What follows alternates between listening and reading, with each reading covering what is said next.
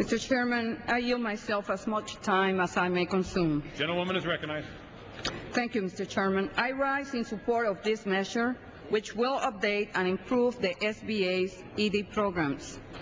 This bill is a bipartisan product and will not only strengthen small firms, but will help them create new jobs for American workers. This week, we are honoring our nation's job creators, the entrepreneurs who generate roughly 70% of all new positions. As we celebrate Small Business Week this year, we find ourselves in a different place than in celebrations past. The economic landscape has changed considerably, and in the face of an historic recession, small firms cannot always get it alone. After all, starting and running a small business is not easy lift, even when times are good. That is why the Job Creation through Entrepreneurship Act is so important. It revs up the engine of our economy, the entrepreneurs who are creating jobs and changing the way our country does business. This bill gives small firms the tools they need to flourish. By enhancing SBA's entrepreneurial development programs, it will help existing businesses grow and allow aspiring entrepreneurs to get off the ground. These resources are critical. In fact, small firms that use them are twice as likely to succeed as those that don't. But unfortunately, many of these initiatives are outdated and underfunded. Today, we will take important steps to ensure they're running at full capacity. Despite declines in corporate America, the entrepreneurial spirit is alive and well. Every month, 400,000 new businesses start up across the country.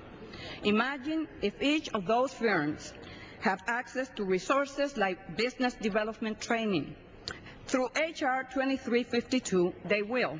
This bill provides entrepreneurs with the tools they need to do everything, from draft a business plan to secure equity capital.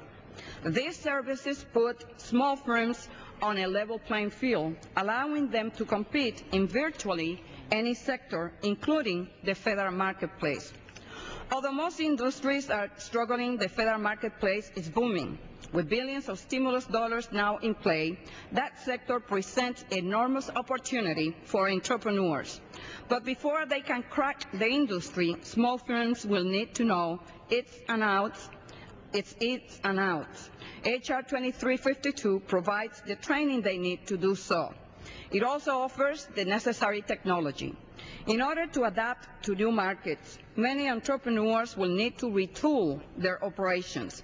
Through cutting-edge technology programs, this bill allows entrepreneurs everywhere to access the information they need. In doing so, it encourages entrepreneurship in places where it might not otherwise grow. For struggling rural regions and inner cities, H.R. 2352 will be an economic catalyst. It will also reflect the changing face of American business. More and more women, veterans, and Native Americans are starting their own firms. For these people, entrepreneurship is more than a means of employment. It is a path to economic independence. From rejuvenating rural regions to promoting entrepreneurship in underrepresented communities, ED makes good economic sense. And in fact, every $1 put into the program puts another $2.87 into the Treasury. If you ask me, that is a pretty good return on investment. By modernizing and enhancing the programs, the returns will only get better.